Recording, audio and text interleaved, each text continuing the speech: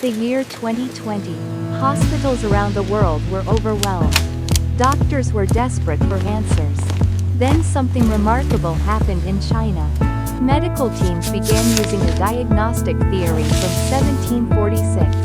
A theory created by a physician who never attended medical school. And it worked. But here's the intriguing part. This physician learned his craft from 17 different masters. Not one. Not 2. 17. Why 17? And why did he need so many teachers? The answer reveals a profound insight about mastery that most people never discover. This is the story of Ye Tianshi, a story about challenging authority, pursuing knowledge across boundaries, and creating a diagnostic system that continues to save lives 3 centuries later.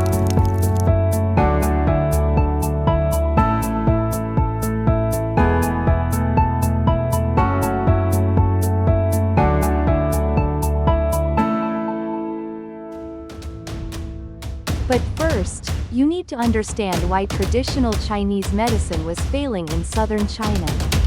18th century, southern China. Patients were dying from fevers that made no sense to physicians. Doctors were using the most trusted medical text in Chinese history, Zhang Treatise on Cold Damage, written 1500 years earlier. It should have worked. It had always worked. But now, patients weren't responding.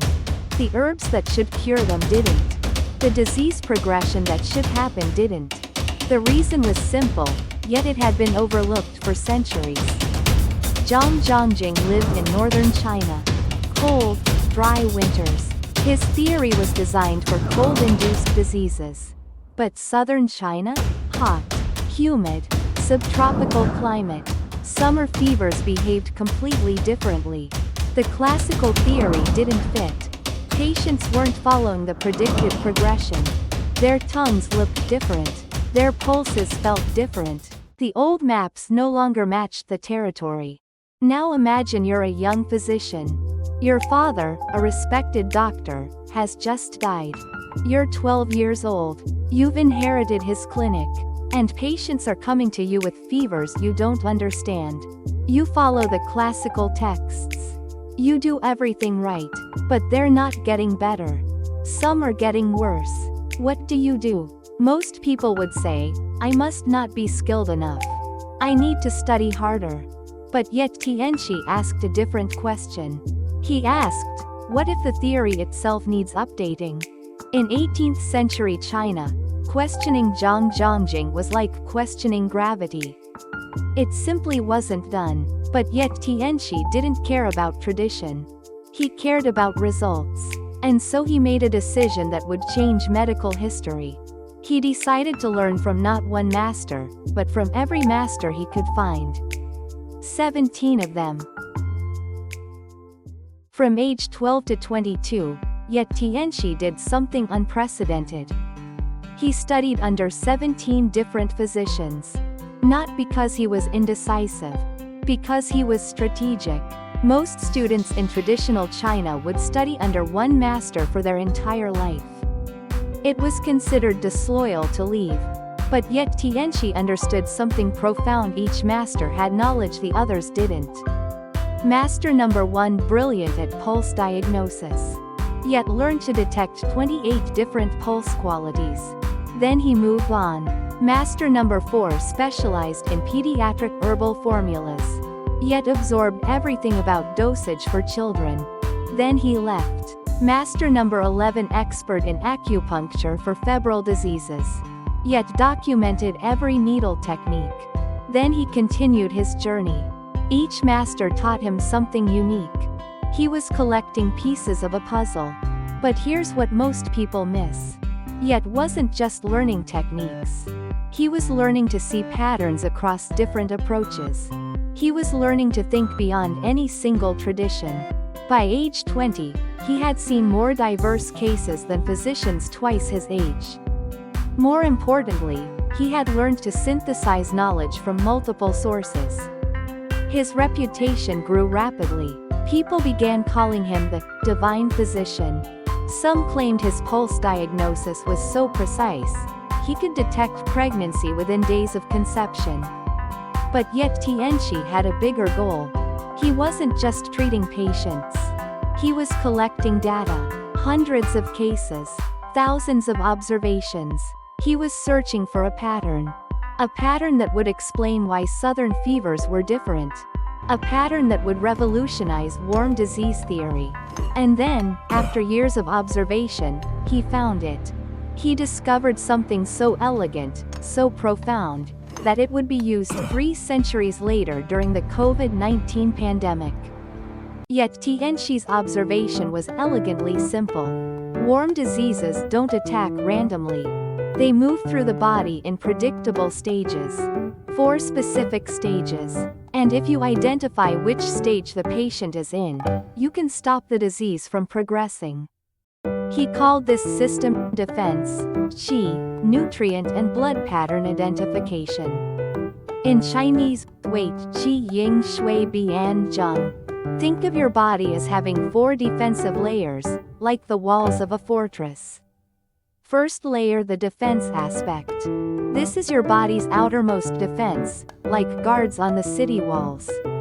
When a pathogen first attacks, you experience mild symptoms, slight fever, sore throat, mild headache. Everything is mild at this stage. This is your golden window. If you treat the disease here, at the defense aspect, you can stop everything. The pathogen never gets deeper. Yet Tianshi used gentle, cooling herbs to release the pathogen from the surface. Like opening a gate to let the enemy out, rather than trapping it inside. Second layer, the qi aspect. You missed the golden window. The pathogen has breached the outer defense and entered deeper. Now symptoms intensify dramatically. High fever, profuse sweating, extreme thirst. Your body is burning enormous energy fighting the invader. This is the battlefield, the full-scale war. At this stage, Ye Tianshi's treatment becomes aggressive. Clear heat, drain fire, act decisively. There's no time for gentle approaches anymore. Third layer, the nutrient aspect. This is where it becomes dangerous. The pathogen has penetrated to the blood and vital organs. Symptoms change: fever higher at night, restlessness, insomnia, delirium, skin rashes. The patient's mind begins to be affected. In modern medical terms, this is approaching sepsis. Multiple organ systems are being compromised. Yet Tianshi knew you must pull the patient back from this level quickly, or they may not survive the 4th level. Fourth layer, the blood aspect. Bleeding, convulsions, coma. This is the edge between life and death. But here's what made Ye Tianshi a genius. He didn't just describe these 4 aspects. He created a complete diagnostic and treatment system for each one. And 300 years later, modern doctors are still using it. Let me show you the proof. The year 2003. The SARS epidemic. Chinese hospitals were overwhelmed with a disease no one fully understood. A team of physicians did something unconventional. They pulled out an old medical text, Ye Tianshi's Treatise on Warm Heat Disease, written in 1746. This ancient text describes a similar respiratory illness. The symptomology aligns with what we are seeing. They weren't being traditional, they were being strategic. They began categorizing every SARS patient: defense aspect, qi aspect, nutrient aspect, blood aspect. Then they treated each patient according to their specific aspect. The results were published in medical journals. Patients categorized and treated using Ye Tianshi's system showed better outcomes than expected. Fast forward to 2020. COVID-19. The Chinese National Health Commission issued official treatment protocols for the pandemic. And there, in the official government guidelines, was Ye Tianshi's defense, qi, nutrient and blood pattern identification system. A theory from 1746, being used for a virus from 2019. How is this possible? Because Ye Tianshi understood something fundamental about the human body. Something that transcends time and specific pathogens. Modern medicine describes it as stages of inflammatory response, initial inflammation, systemic inflammation, multi-organ involvement, critical failure. Ye Tianshi described it as defense, qi, nutrient, blood.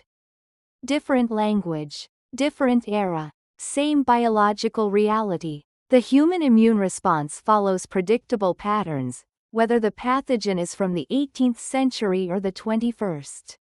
For traditional Chinese medicine practitioners today, this system is essential knowledge. When a patient presents with flu-like symptoms, you're not just treating the flu. You're asking which aspect are they in? What does the tongue reveal? What does the pulse indicate? In which direction is the disease moving? This precision is what makes traditional Chinese medicine a sophisticated diagnostic system, not just a collection of herbal remedies. And speaking of tongue diagnosis, Ye Tianshi revolutionized that as well. He documented precise tongue appearances for each aspect. That tongue diagnosis system you learned in school? That's Ye Tianshi's legacy too. But there's one more thing about this man that makes his achievement even more remarkable. Ye Tianshi practiced medicine until his death at age 79 in 1746. But here's what's extraordinary. Despite being called the divine physician, despite revolutionizing medical theory, despite treating emperors and nobles, he left us remarkably little written work. Approximately 7,000 characters. About 10 pages in modern print. Why so little? Because Ye Tianshi believed in practice over theory. In results over reputation. In clinical reality over academic prestige. He saw over 100 patients every single day. For decades, that's where the real learning happened. Not in writing books. In the clinic. In observation, in adjusting treatment based on what actually worked. His students compiled his case records. His disciples preserved his teachings. But yet himself was too busy healing to write treatises. This tells us something profound about the nature of mastery. True expertise is measured not in words written, but in lives changed. Today, every traditional Chinese medicine school in the world teaches defense, qi, nutrient and blood pattern identification. It's not optional, it's foundational. Every acupuncturist preparing for licensing exams studies Ye Tianshi's worm disease theory.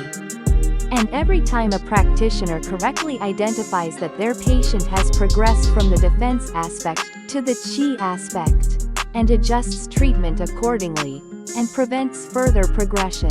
That's Ye Tianshi still practicing medicine. 300 years later, his major works include Treatise on Worm Heat Disease, the core text that outlined his 4-aspect system, Clinical Guide with Case Histories, real patient cases demonstrating his diagnostic methods, and various medical case records compiled by his devoted students. But Ye Tianshi wasn't alone in revolutionizing worm disease theory. Another physician, Jutong, took Ye's concepts and developed an even more systematic approach. He failed the imperial examinations, lost his father to epidemic disease, then wrote one of the most comprehensive medical texts in Chinese history. His story is even more dramatic. And his triple burner diagnostic system? Used by every herbalist today. Until then, remember the lesson of Ye Tianshi: observe carefully, question authority when evidence demands it, and never stop learning. Ye Tianshi studied under 17 masters and created something entirely new. What will you create? Thank you for watching.